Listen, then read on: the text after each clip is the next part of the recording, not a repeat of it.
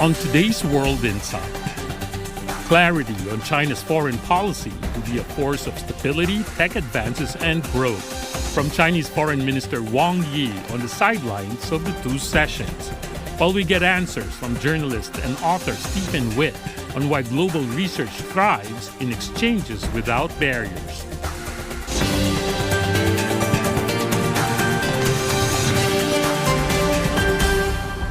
Hello and welcome to World Insight with me, Tian Wei. Chinese Foreign Minister Wang Yi took questions on China's foreign policy and international relations in his annual presser on Friday.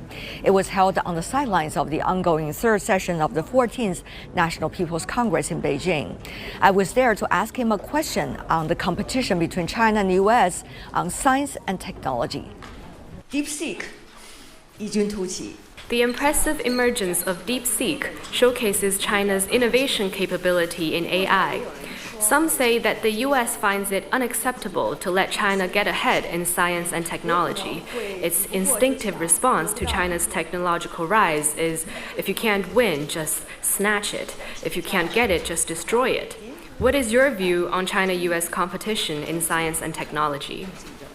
这段时间中国的科技创新 Recently, China's scientific and technological innovation has more than once defied people's imagination, from breakthroughs in atomic bombs, missiles, and satellites decades ago, to the Shenzhou space missions and the Chang'e lunar exploration program, to 5G, quantum computing, and DeepSeek. Generations of Chinese people have never stopped in their endeavor for innovation, and we're witnessing an expanding horizon for China to become a science and technology powerhouse. Admittedly, this journey has not been smooth, be it missile technology, space science, or chip making. Unjustified external suppression has never stopped. But where there is blockade, there is breakthrough. Where there is suppression, there is innovation. Where there is fiercest storm, there is a platform launching China's science and technology skyward, like the Chinese mythological hero Ne Zha soaring into the heavens. As well put by the nation Chinese verse, no mountains can stop the surging flow of a mighty river. Likewise, high fences and small yards cannot suppress the spirit of innovation, and decoupling and supply chain disruption will only lead to self-isolation.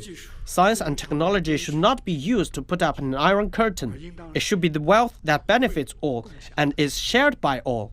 To promote common development of humanity, China has taken real measures to implement the Global AI Governance Initiative put forth by President Xi Jinping and released the AI Capacity Building Action Plan for Good and for All. We have also proposed the initiative on international cooperation in open science together with Brazil, South Africa, and the African Union, calling on all to give priority to scientific and technological capacity building of the global south, so that no country is left behind. We are ready to share the fruits of our innovation with more countries and jointly explore the mysteries of the stars and oceans. This is a very interesting time for the Chinese foreign minister to comment on this because, as we all know, the AI development has freshed the world almost every day. And lately, we see the DeepSeek breakthrough coming from China, creating the great debate about open source vis-a-vis proprietary approach taken mostly by the large language models of the United States.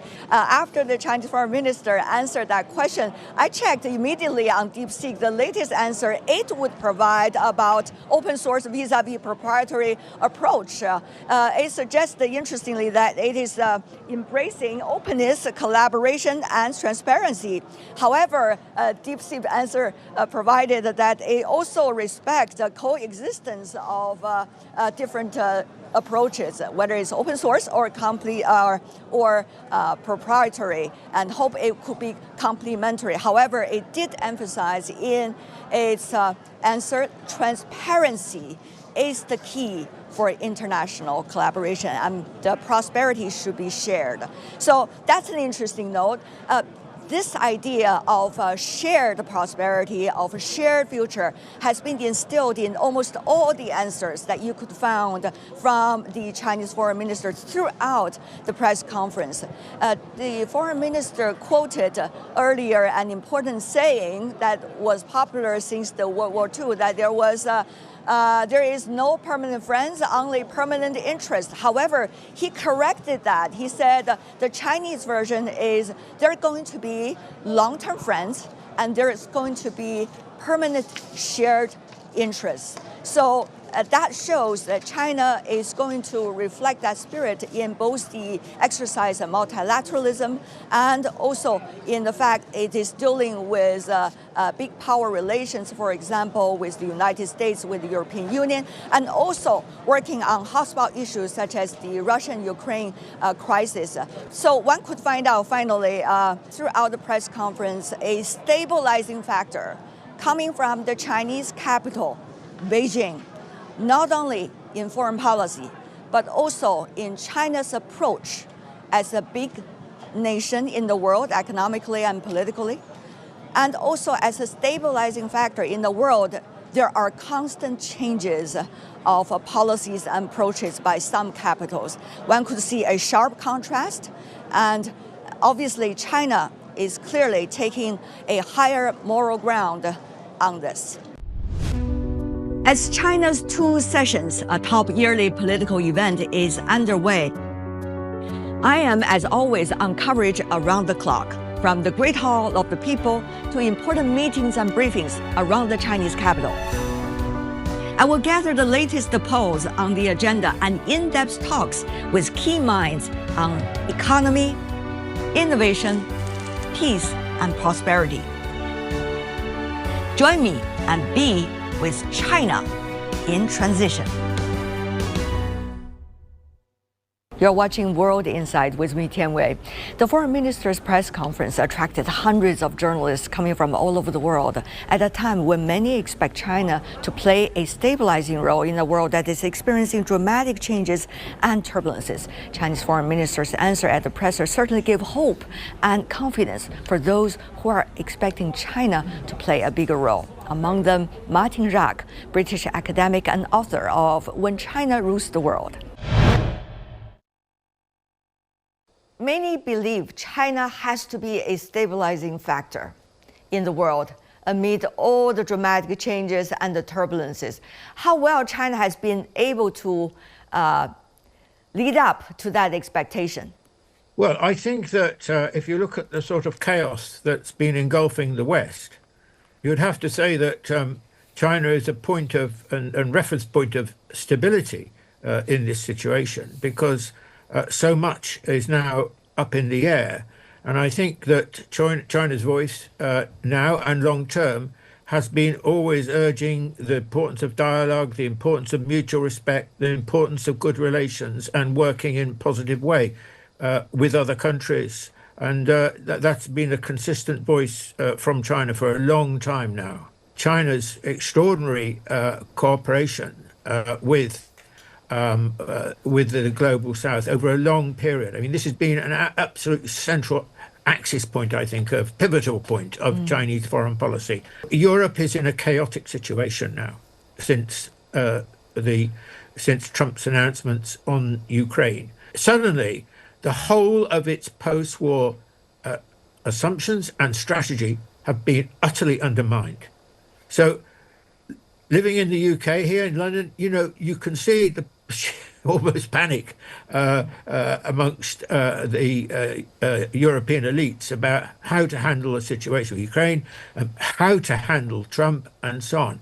And I think in this situation, China offers a point of stability, potentially of a new kind of relationship with Europe. Now, which countries might be prepared to respond to that and so on, I think it's still premature. But the fact that China's voice is calm and steady in this situation is important, and it will be heard in Europe. Martin, as you know, some Chinese scholars suggested U.S. unilateral way can be the best glue for China and the European countries. Do you agree? I personally feel more cautious than that kind of statement. Not because it could be true, but it might not be true. And the problem with banking on Trump for China is you don't know what Trump's going to do. And you don't really know where he's going to go. So it could all, he could upset the apple cart. So I'm very cautious. We could see some positive developments, but you've got to admit, so far we haven't. You heard from the Chinese foreign minister sounding positively, but at the same time with caution. He suggested, though, that both sides, China and the EU, have both the capacity and the wisdom to be able to have friendly discussions and dialogue and seek common grounds. How do you see possibilities of that in the next 2 to 3 months?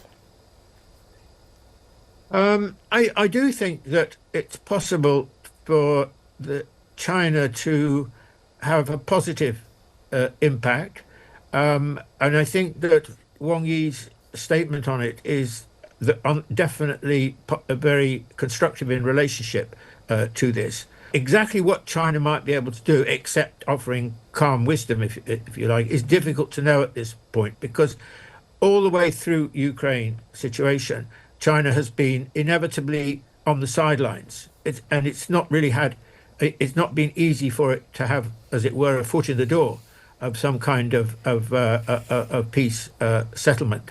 What's happening is that the relationship between the United States and Europe, which has been absolute fundamental to the West since 1945, is over. That is over. It cannot be revived in the old form, and so there's a sort of an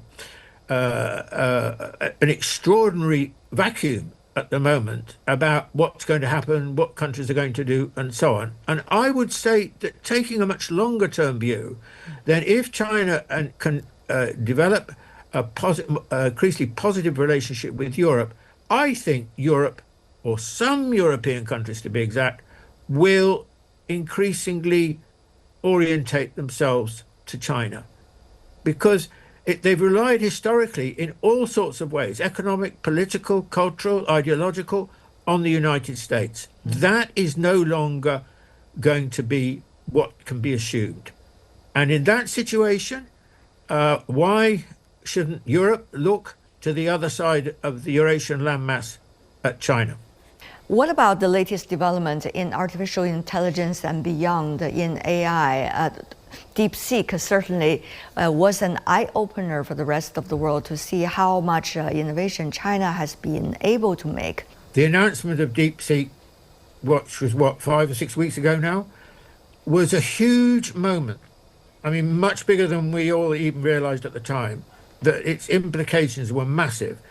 And what that announcement did was basically, I think, in a profound way, undermine American big tech firms and their approach to AI, because they were going, as you say, with the exception of Meta, on a proprietorial route, and they were saying they needed these huge sums of money, and the scaling law, and the money was pouring, it was pouring into their coffers and so on. And then now, this is a wake-up call. No, you don't need to. All of that kind of stuff, we don't need. It can be done in a much cheaper way, a much more efficient way. Look at DeepSeek. And so I think that what DeepSeek's done is not only show to the world, and certainly to America, that actually China is on the forefront of AI research, but actually the nature of the research and the rewards of the research are different to those the way that big tech goes about it. I mean, big tech goes, for big bucks and big expenses. Actually, what DeepSeek has shown is, it's open source, so it's available, it can be shared, the source codes can be shared. This is a different type of technology. This is AI for the world. And crucially here, potentially in time, AI for the global south. So I think that what actually DeepSeek embodies in an extraordinary, articulate way is what Chinese technology and Chinese modernization means which is profoundly different from the American approach. You heard also from the press conference from the Chinese foreign minister. He used the analogy to describe when there is a suppression, there's likely to be rebound, talking about the innovation and talking about breakthroughs in technology and science. He used an analogy quoting the latest movie, the biggest box office earner in the Chinese movie history, which is called Ne Zha 2. He said the storm where it is most violent is precisely the place where Ne Zha conquers the sea and feathers soar into the sky. Well, there's a lot of Chinese analogies over there, but certainly it shows the kinds of ambitions that China has, and also the kinds of can-do spirit in a way. How do you see, China's attitude reflected by the foreign minister's press conference? I thought that Wang Yi's answer to this question was extremely articulate and compelling. You see, I think that I feel this, that this is a great breakout moment for China. It's not just technological, it's also cultural. So China is arriving on the global stage now as a symbol of both technological and cultural modernity, and you can see this in the films, but also lots of other developments with regard to you put TikTok in this category and so on. So I think China, this is the great moment for large numbers of people around the world, not least in the West, where China's cultural and technological achievements arrive and impact and will shape a lot of the future. It won't be just shaped by America anymore. It's going to be shaped by China, and that is a very, very important development. The other thing I'd want to say in relation to what Wang Yi said, which I think is absolutely correct, which is, there was when the AI development happened in America about a year or so ago, people weren't thinking about China. China wasn't part of the conversation. No one talked about China, certainly in the West. They were just talking about, wow, look what America's doing. And just a year, and the thought in the back of the minds, I'm sure, the front of the minds of a lot of American government and so on, was, we've got a big lead here. We're winning the technology war and all that kind of stuff. And it's just not the case. Mm-hmm. They're really, excuse my English expression, they've been caught with their trousers down in this situation. It is just not true. The assumption they were making was wrong. They think they can stop China developing. I mean, this is ridiculous. They were never going to stop China developing. I mean, how can you, it's like trying to, it's like the dam I used to build as a boy on the beach, hoping they'll stand up to the waves on the incoming tide. It's just not going to happen. That's my latest conversation with Martin Rack right after Chinese Foreign Minister's annual presser. You're watching World Insight. Coming up, my latest conversation with American writer and journalist Stephen Witt on China-U.S. interactions in the field of artificial intelligence. Next.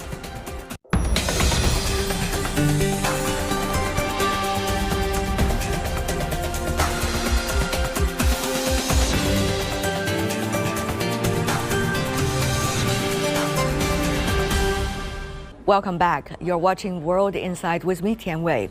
High-tech research needs global cooperation to thrive, rather than the small yards with high fences approach of some in the international community. The people-to-people exchanges between China and the United States do benefit the whole scientific and tech community. Stephen Witt is an American journalist and writer. I met him this week in Beijing during his latest book tour in China. For his latest work, The Thinking Machine, Yansen Huang, NVIDIA, and the world's most coveted microchip.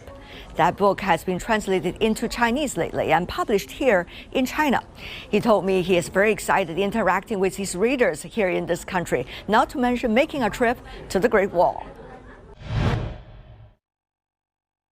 You were once on the Great Wall already. That's right. Mu Tianyu, Great Wall, right? That's right. The first day I was here, I went up it. It was really amazing. Yeah. It was built 1400. Yeah, that's right. Yeah, 600 years ago. Yeah, it's hard to think about. But think about it, 300 years before the first industrial revolution. I know.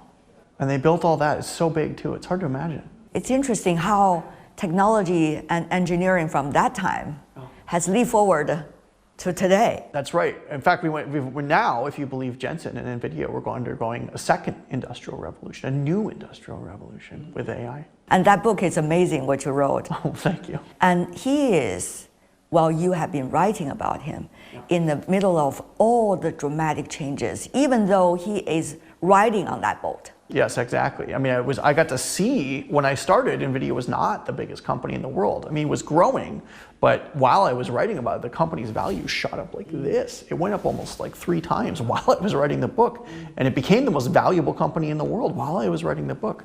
So I was lucky, I kind of got a little bit ahead of the story there. That was great, yeah. There's a new phenomenon, relatively speaking, for the past few years. Something called a small yard high fence. It's a phrase used by then the National Security Advisor of the Biden administration about how the US will deal with China technologically speaking, for example, with export control, with decreased interactions among the top technicians and computer scientists in order to avoid competition coming from China. So how do you see entrepreneurs like Jensen and many others from both sides are trying to deal with this reality? Things could get even more intense. Yeah, they have to do scenario planning for a great number of different outcomes, and this is tricky to do. But you know, firms like petroleum firms have operated in this kind of reality for a long, long time. What Shell used to do was they would have like a huge number of scenarios that they would plan out, and then they would kind of adapt the strategy that would work in even the more pessimistic scenarios. I imagine now that firms that have not politically had to deal with geopolitical entanglements will have to think more like petroleum firms do, right? They'll have to think about, okay, so what if this happens? What if this regime collapses? What if like conflict erupts here? What if tariffs show up here? So this kind of scenario planning is something that I think a lot of tech companies and entrepreneurs will now need to adopt. It's kind of a new world for them. It's a new world, especially as you think about the supply chains, but also customers as well. You know, China represents 10%, I think, or more of NVIDIA's sales. So they have to think about this in a different way now, I think. Yeah. Also for us journalists. Yeah. We write about a globalized world, right? But now we have to study in a very fragmented world and see whether there's underlying logics of it, and how can we study it first and be able to present it to our readers or our audience.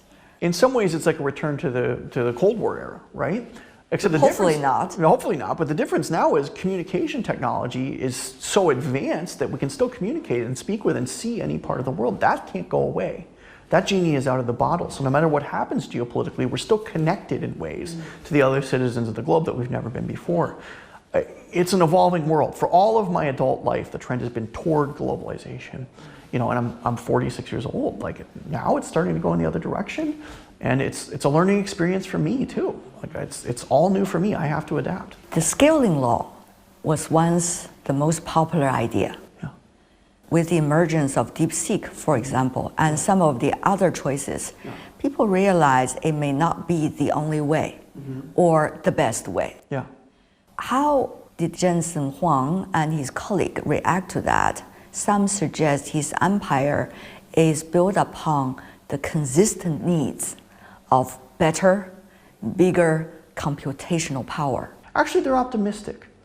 Their point of view is that the demand for intelligence is infinite and cannot be satisfied by any innovations. So if DeepSeek makes it 90% more efficient to develop intelligence, that only increases demand for better and better AI products. Right. So they actually see this as, in some ways, a good thing. Furthermore, DeepSeek's innovations really happened on top of older NVIDIA chips.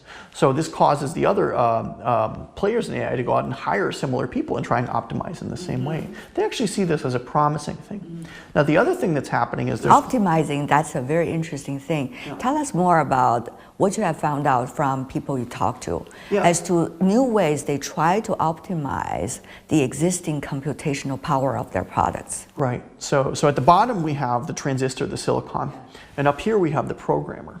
In between, there's a ton of layers of code, okay? And this is actually where DeepSeek had a lot of innovations, down at these lower levels of code.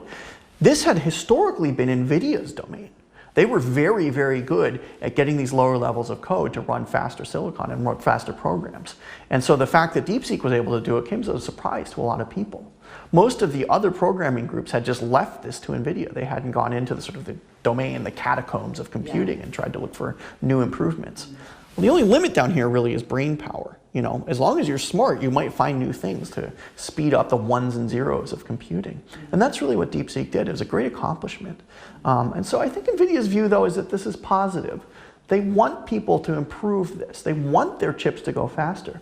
Remember, even though DeepSeek kind of like did this as a kind of a new thing and as a surprise, ultimately they did it on NVIDIA's platform, right? They were running on NVIDIA's chips. Right. They were making it public about that. Yeah, they were older chips, but they were still NVIDIA's chips. Right. So I think NVIDIA sees this as a good thing. The other thing to remember is they split up the training side of it. So this is where we teach the AI what we want it to do.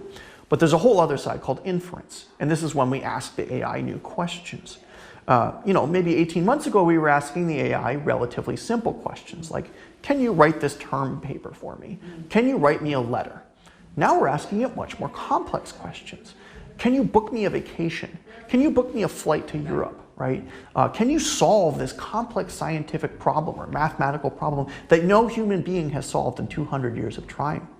So when we go to the inference side of it, there's actually increasing and ballooning demand. And so this is positive for NVIDIA as well. Sounds all very interesting. The other thing as well, open source. Yeah. Once DeepSeek opened the floodgate of open source, as you have just witnessed over the past few weeks, we see proliferation of competitions going on because everybody can build new things on top of the shoulder of each other. Yes. So that's the exciting part. But then that also means new demands in different directions for chips. Of course, most of them are coming from NVIDIA. How are they, from what you have gathered as a journalist, try to fit into this new direction and make sure open source can be a new inspiration for them? I think the open source thing is a bigger threat to companies like OpenAI and Grok and all of the other competing models than it is to NVIDIA. I think it's good for NVIDIA. And after initially plummeting a lot, NVIDIA stock in the wake of the DeepSeek first release, it's actually gone all the way back up as people have sort of absorbed and internalized that this may be a positive development for NVIDIA. There's so much competition on the software side. There's 100 companies trying to build new LLMs. On the hardware side, there's still only one real provider, and that's NVIDIA. I heard from your friends that you're having a great time here in China. You met with the university students and some of the high school kids, as well as those coming from the tech circle. You've been talking to your readers. How are they interacting with you? Are you enjoying your days here in China? I went to the Tsinghua University. The students there were very bright. I was talking with the integrated circuit students, the new microchip designers, the next generation. In that room, my guess is probably the next Jensen Huang, because that's what he studied, and he would have been there when he was 20 years old.